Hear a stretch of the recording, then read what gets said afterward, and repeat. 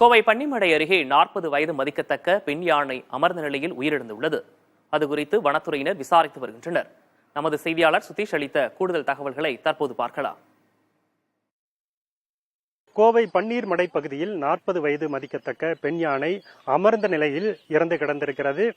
ஊருக்குள் வந்து அந்த யானை அமர்ந்த நிலையிலேயே இறந்த நிலையில் இரவு இறந்திருக்கிறது. இந்த பகுதி மக்கள் காவல்துறைக்கும் வனத்துறைக்கும் தகவல் அளித்ததன் அடிப்படையில் உடனடியாக யானை இறந்த இடத்திற்கு வந்த காவல்துறையினர் வனத்துறையை அழைத்து தெரிவித்தார்கள். அதன் அடிப்படையில் இன்று வனத்துறை அதிகாரிகள் நேரடியாக யானை இறந்த இடத்திற்கு வந்து தற்போது யானையை பிரேத பரிசோதனை செய்வதற்காக வனப்பகுதிக்குள் எடுத்துச் சென்றிருக்கிறார்கள். நாம் தற்போது இருக்கக்கூடிய இந்த பகுதி குடியிருப்பு பகுதிகளும் விவசாய நிலங்களும் தனியார் பள்ளி இருக்கிறது.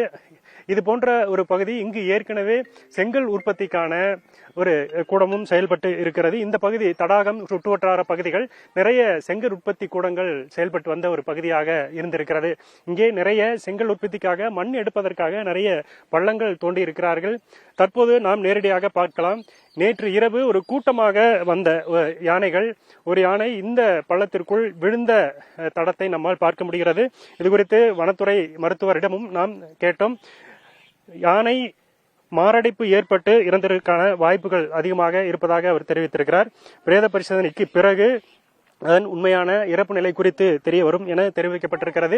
இந்த பள்ளத்திலிருந்து யானை எழுந்து சமப்பகுதிக்கு வந்து அமர்ந்த நிலையிலேயே இறந்திருக்கிறது. ஆரோக்கியமான நிலையில் இருந்த யானை எந்தவிதமான காயங்களும் இல்லை.